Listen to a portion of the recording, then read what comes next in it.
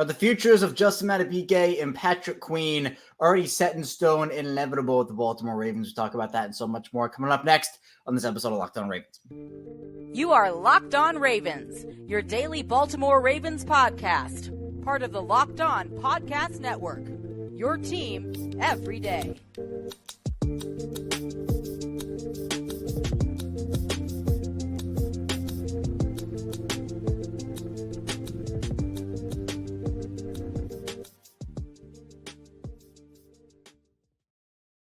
Welcome to another edition of Locked On Ravens, your daily Baltimore Ravens podcast. I'm your host, Kevin Ostraker of Ravens Wire, coming to you from the Locked On Podcast Network, your team every day. Thanks so much for being here, making Locked On Ravens your first listen each and every day. We're free and available on all podcasting platforms for you. So that includes over in video form on YouTube. Hit that like button, the subscribe button over there as well, or in audio form. So anywhere you get your favorite podcasts, Apple Podcasts, Spotify, the whole 9 yards, or 5 days a week of Ravens content, even in the offseason, no breaks. So Ravens news, analysis, updates. We'll do free agency. We'll do draft. We have it all here for you on Locked On Ravens. So tell a friend, tell a family member we're here for them, or you can send the show to anybody you know here on Locked On Ravens. Today's episode of Locked On Ravens is brought to you by FanDuel. Make every moment more right now. New customers get $150 in bonus special lending $5 bet. It's $150 if your bet wins. Visit FanDuel.com/LockedOn to get started. We're just about 3 weeks away from the start of free agency, that legal tampering period, where that will be March 11th, and then players can officially sign with their teams or the new teams on March 13th. We've reached a couple of deadline days, or at least milestones, mini milestones, I guess, in the offseason with the contract extension deadline. That was on Monday. And then you have the franchise tag window actually opening yesterday. I believe that ends March 5th. We're going to be talking about some of the Ravens' own free agents today, particularly Justin Madubuike and Patrick Queen, with Geno Stone sprinkled in as well. I call them the big three, and talking about how their futures, Justin Madubuike, Patrick Queen, and Geno Stone, honestly, as well, their futures with the Baltimore Ravens might already be set in stone. It might already be inevitable what happens with those guys. So we'll talk about that both in the first and the second part of the show. We'll focus more on Justin Madubuike and Patrick Queen in the first part, and then Geno Stone on NFL Network, and we're going to talk about what he had to say over there. Then we'll get into updates on the Zay Flowers legal situation. Also, Nelson Agholor as well. I'll just, with the Zay stuff, we'll just talk about the official updates in the case. Again, no speculation from me here. You're not going to get that from me. And then we're going to see about Nelson Agholor in the terms of his contract. So let's talk about Justin Madubuike and Patrick Queen first, what their futures could be. Now, I mentioned the franchise tag. That deadline is going to be March 5th. The window opened yesterday, Tuesday. So it's looking like, if I had to bet, if I was on FanDuel and I was saying, right, where am I betting? What's the future of Justin Madubuike going to be? It just seems like they can't let him walk out the door, right? Like there's no way the Ravens let Justin Madubuike walk out the door. I think the most inevitable option for him is that he gets franchise tagged here. I know that there were some ESPN articles that came out yesterday with, I think it was Matt Bowen, who said that the best fit for Justin Madubuike was with the Cincinnati Bengals, which again, I would not like that. I can't even think about it. But he did say in that article that, look, the Ravens are going to make a strong play for Madubuike to be back there. And I think it's going to be more than a strong play. I literally just don't think you can let him walk out the door. That's 13 sacks, interior pass rush. If you're an everyday, you've heard me say this over and over again on the show. It is so hard to find consistent interior pass rush nowadays. Even guys like Aaron Donald, right? Those guys are survivable. And I'm not saying Justin Madubuike is Aaron Donald, but you know what? He trains with Aaron Donald, and he's one of the better interior pass rushers in this league already. You can't let a guy like that walk out the door. So I think when you're talking about, could Madubuike go to Cincinnati? Could he leave here? Could he leave there? I just don't see it. I think it's set in stone. And again, I'm not guaranteeing anything. I don't want this to come off as, I'm guaranteeing stuff and I know this and I know that. Again, this is just pure. This part for me is just, okay, what I think is going to happen or what feels like is going to happen. For me, I think that Madubuike stays in Baltimore. I just, again, don't think you can let him walk out of that door.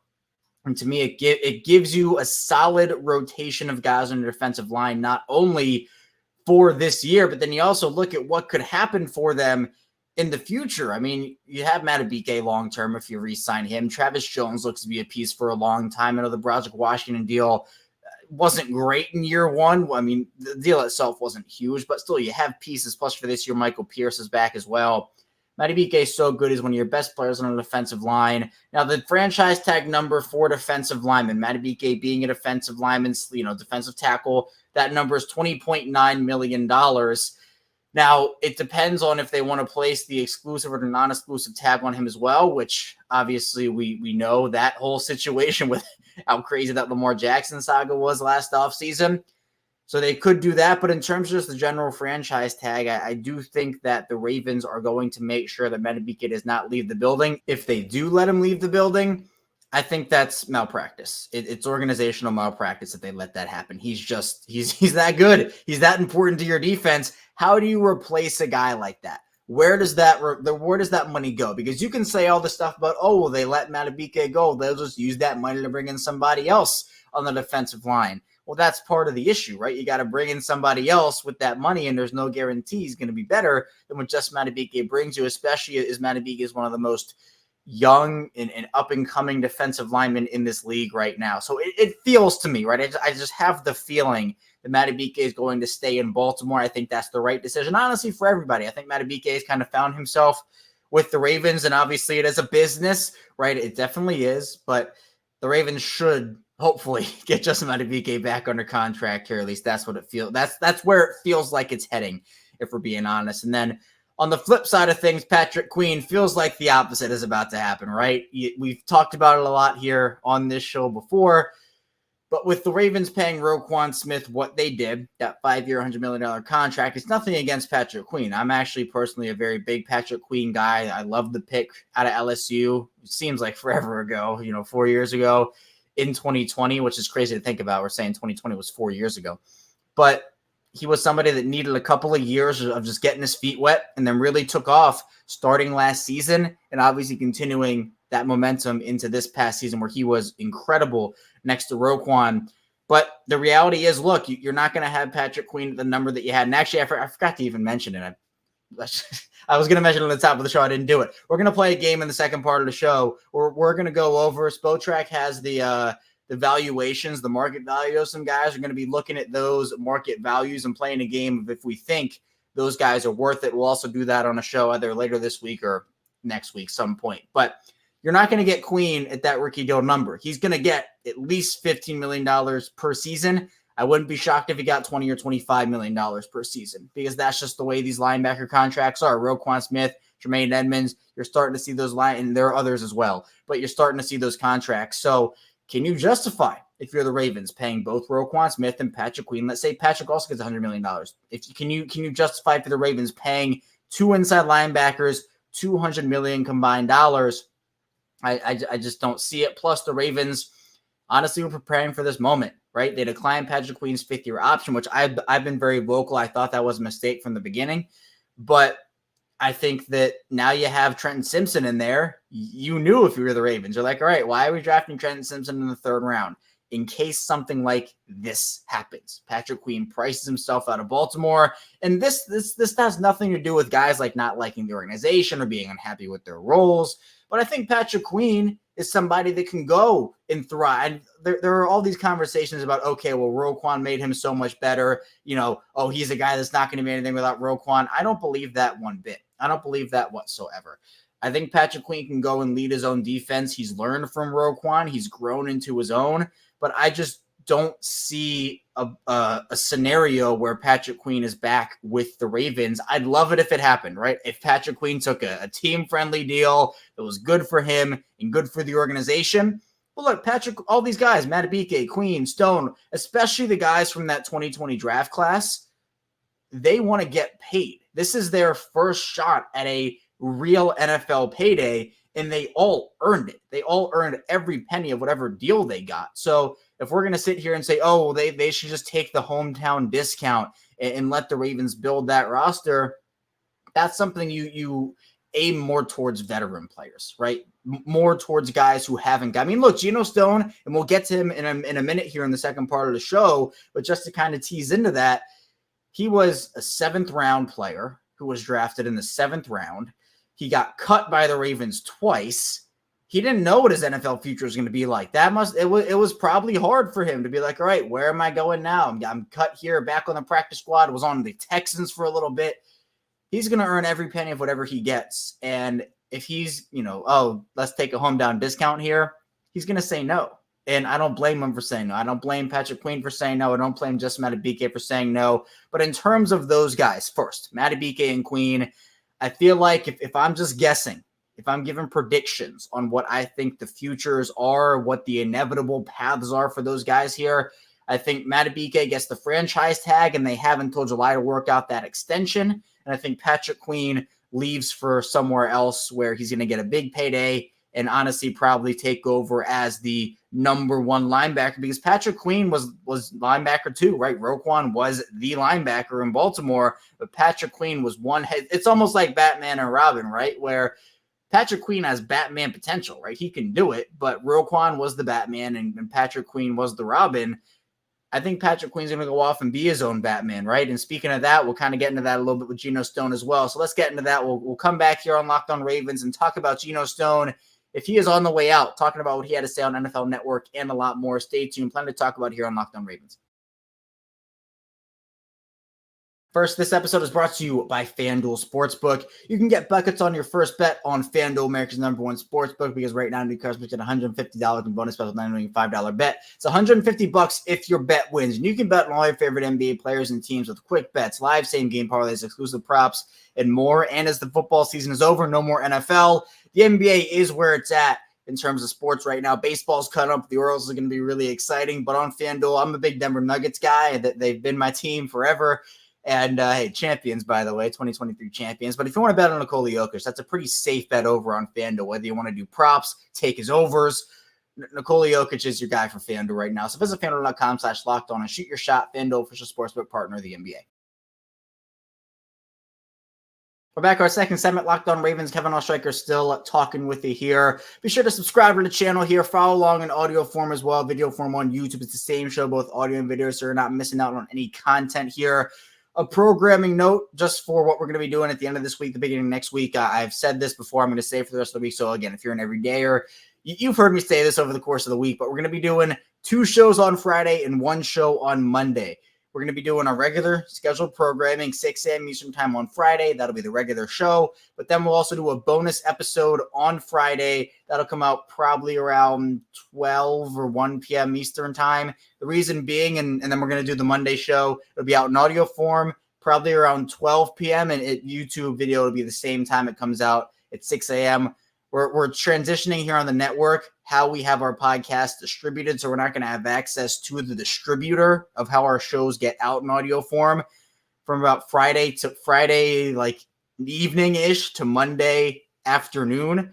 So the show, we will not have access. I won't have access to put the show out at 6 a.m. when we usually do it. So the show, if you want to get an early release of that or the regular release of that, you can watch it on YouTube, but then the show in audio form will come out. So I know that was really complicated, a long-winded explanation. But again, show Friday, 6 a.m. Eastern, show Friday, 12 or 1 p.m. Eastern. Those will be out at the same times. Then for Monday, show in video form out at 6 a.m. and show in audio form out at probably 12 or 1 p.m. Eastern time. So thanks for listening to that. Let's talk about football now. Geno Stone. This is another guy. Again, I say Justin Madubuike, Patrick Queen, Geno Stone are my big 3 in terms of free agents for the Ravens. Not that they don't have other talented guys out there. You know, we've talked a lot about guys like Kevin Zeitler, Jadeveon Clowney, Ronald Darby, Arthur Millette, Kyle Van Noy, et cetera, Odell. But Geno Stone is somebody, and again, we teased it at the end of that first segment. He's earned every bit of whatever payday is coming his way. He went on NFL Network and talked a little bit about his future, his free agency, what to expect and what he's expecting. And he was asked about, well, what are you looking for and where do you want to go in terms of the role, the money, et cetera? And he said, quote, Baltimore is always home, but business is business. I just want to be somewhere where I'm appreciated, who wants me, and for me to be a starter wherever it may be. So look, there are a couple of things in there. I just want to break it down first. For a lot of these guys, Baltimore is home. Like, they love the organization. They love their teammates, the coaches, the culture, everything, you know, the winning organization, all those different qualities. but a business is a business just as much as it's a business for the owners and the general managers, the coaches. It's a business for the players, and the players have to look out for themselves and what's best for them in their careers. And with the salary cap, even if it increases, which I think the rumors are is going to be right around $250 million, if I'm not mistaken, which is an increase for a guy like Geno Stone. Again, someone who didn't necessarily know what his football future was going to be after getting cut by the Ravens twice his rookie season, worked his way up and filled in for Marcus Williams when he was hurt these past couple of seasons. He's going to be a starter. The Ravens cannot offer him that right now because they have the Marcus Williams deal, and they have the Kyle Hamilton deal. Now, there's been a lot of controversy on the Marcus Williams contract. It was a 5-year, $70 million contract. He had missed, I think, 5 games in 5 years with the Saints. Maybe it was 6 games in 5 years. He's missed a lot more than that. I think that the production when he's on the field and healthy, I don't think it was healthy the entire season. Essentially, he was playing with about one arm or 1.5 arms this whole past season. But when he was healthy, that first 2 or 3 game run before he got injured in 2022, he was picking off quarterbacks. He was doing everything. But you can't offer Geno Stone a starting role with both Marcus Williams and Kyle Hamilton on your roster. Geno Stone played, we talk about that Batman Robin, Marcus Williams and Kyle Hamilton, those are your starters. Those are your Batmen, essentially.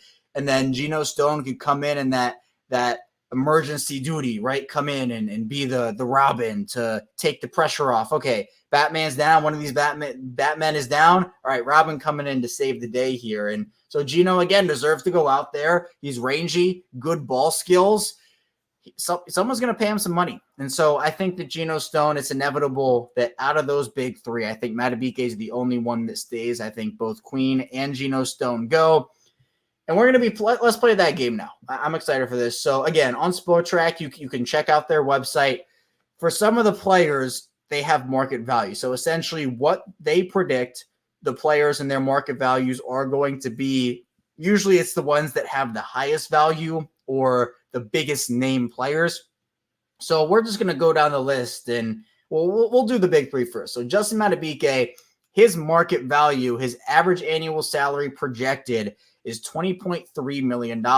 So 4 years, $81.2 million for that deal. I expect, and we can play the over-under game with this, I expect Madubuike to get over that, whether it is on the franchise tag or whether it's just an extension. But I expect if it's an extension, that cap hit will probably be lower than 20.3. They're probably going to make that deal backloaded.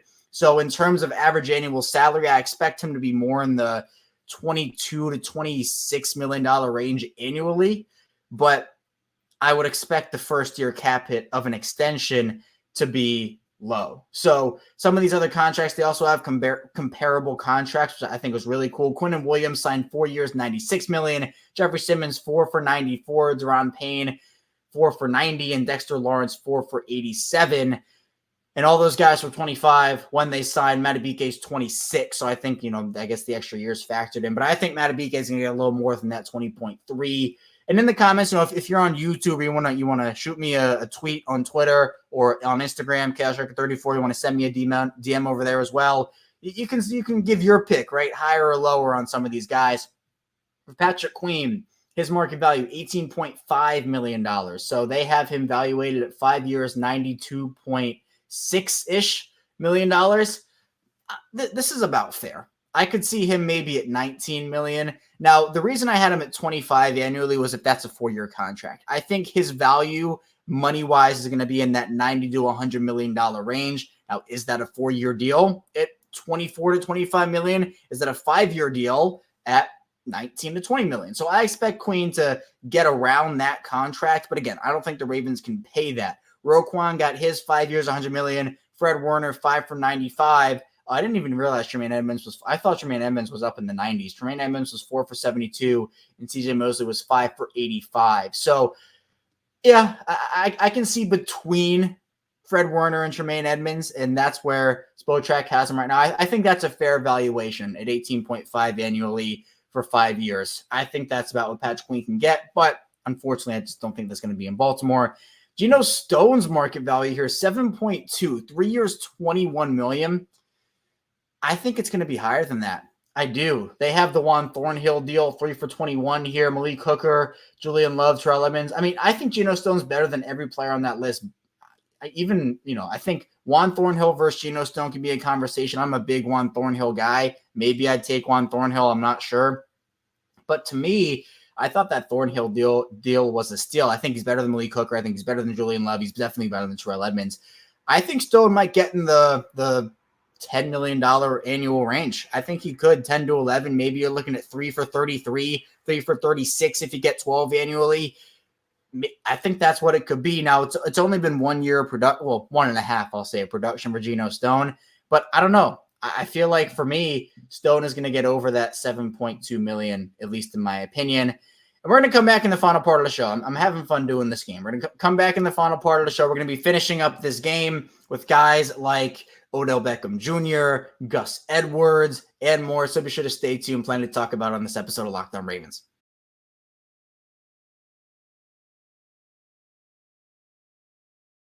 We're back to our final segment of Locked On Ravens. Kevin Oestreicher still talking with you here on this Madubuike edition of the show. Thanks so much again for being here. I really appreciate it. We're building really awesome communities on Locked On Ravens. In video form on YouTube, you can hit the like button and subscribe to the channel. It helps out a ton with just getting the show in front of more Ravens fans, getting more people in the comments and in the community as well.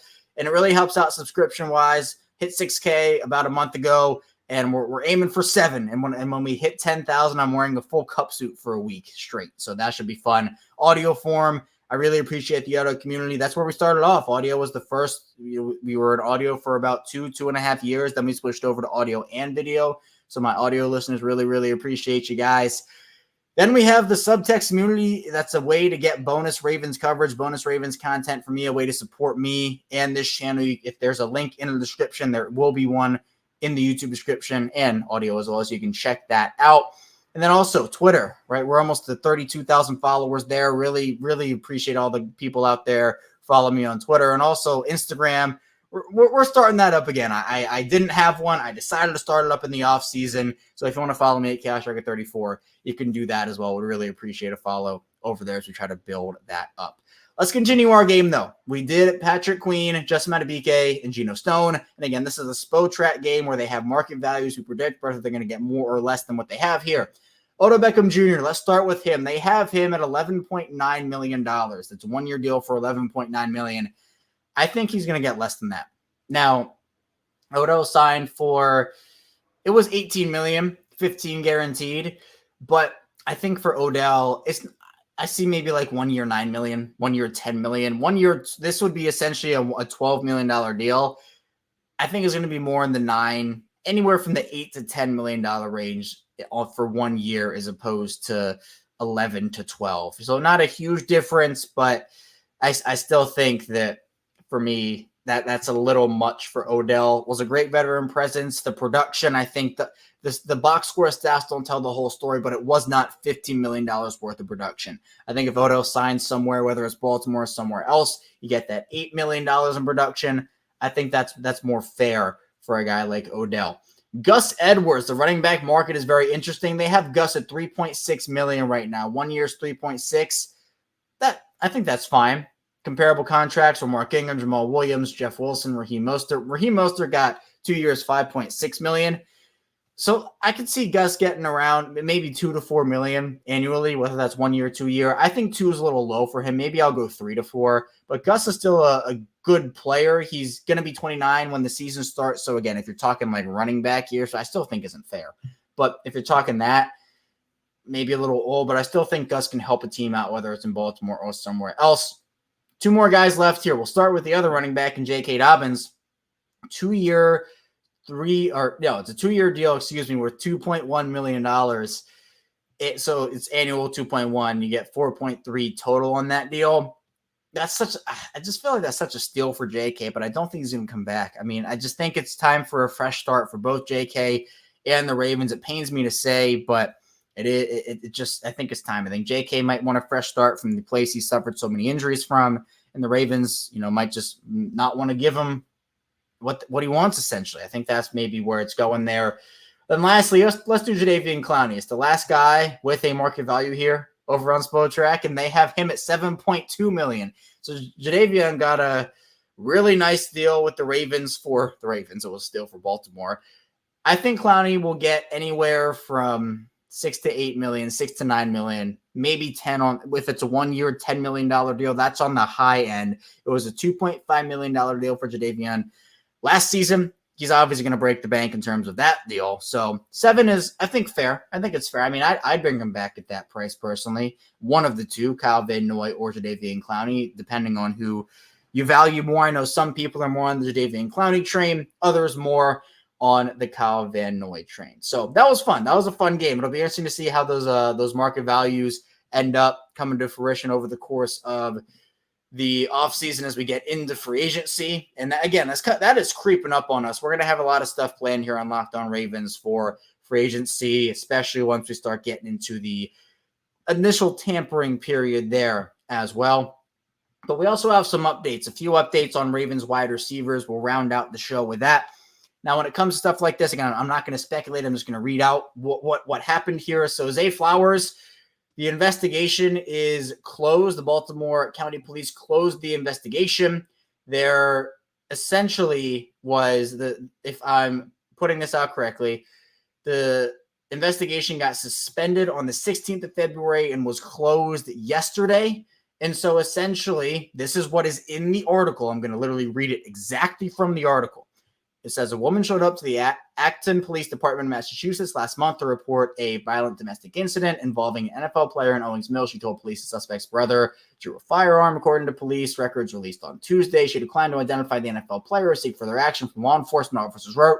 Instead, she questioned police about what would happen if she filed a report. She told the officers it was a really bad 10 minutes, but she hadn't been scared since, according to police records. She also told them he has too much to lose and that he is too smart to do something like that. So this was both the case in Massachusetts and in Baltimore. And again, this was closed by the Baltimore County Police without charges. So there were no charges filed against Zay Flowers here. Now, that doesn't mean that this is a closed investigation. According to Jeff Rebeck, there's an NFL spokesperson, and I'm going to pull up what Jeff had to say here quickly.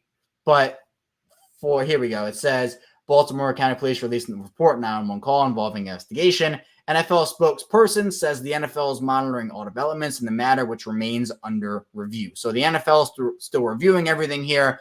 I'm not going to speculate on what happened and what didn't happen. I'm just going to report the facts here. The case is closed. According to the Baltimore County Police, was suspended on the 16th. It is still, I guess, open, if you want to use that word, in the NFL circle. So we'll see if that results in any further action, any discipline, whatever it is. But that was the latest update on the Zay Flowers situation. Again, I don't want to speculate, go into any details and try to say, oh, well, this is what I think happened. That's just not respectful to the situation. And, I think it doesn't help anybody if I speculate not knowing anything other than what's in the article. So I read what's in the article. That is the latest update on Zay Flowers in that situation. And then we have a Nelson Agholor update. Nelson Agholor signed or re-signed with the Ravens over the weekend, late into the weekend, actually. And we finally got the details of the deal. According to Armada, it was a 1-year deal. We knew that already, but it's $3.75 million for Nelson Agholor. So for those who don't remember, Nelson Agholor signed a $6 million deal last offseason with the Ravens. And I think that was I know that 375 plus yards and 4 touchdowns is not going to blow you away, but he was a solid veteran presence, somebody that Lamar Jackson clearly trusts and really ingrained himself here in Baltimore and with the Ravens organization, seems to really love the culture of the organization. So just seems like a natural fit. And I'm very interested because it was just the base of what it was, just the base $3.75 million. I'm going to be interested to know if there are any other triggers in that contract or if there are any incentives in that contract. So was it a 1-year deal up to 3.75, or are there incentives and things that Nelson Agholor can actually do to get up to that 3.75, or if there's anything you need to do to get past that $3.75 million. So there's just so much going on. I know it's the off season and we're kind of getting ready for the big stuff with the free agency and the draft, but we kind of have to go over things. like with Justin Madubuike and Patrick Queen, Geno Stone. Plus, we're going to get into some free agent fits for the Ravens as the week rounds out here from outside the organization. That'll be fun to kind of speculate. I know those Derrick Henry rumors have been swirling around, so I'll get into all that and a lot more here on Locked On Ravens. That's all I have for you here today on the show. I really appreciate you, again, tuning in, whether you're an everydayer. Thank you for tuning in. As always, if it's your first time in, welcome into the show. Hopefully you enjoyed the content. We do this 5 days a week on Locked On Ravens, plus bonus episodes. We go live after every piece of Ravens big news. So if the Ravens do decide to sign Justin Madubuike to the franchise tag or tag him there, we will go live after that.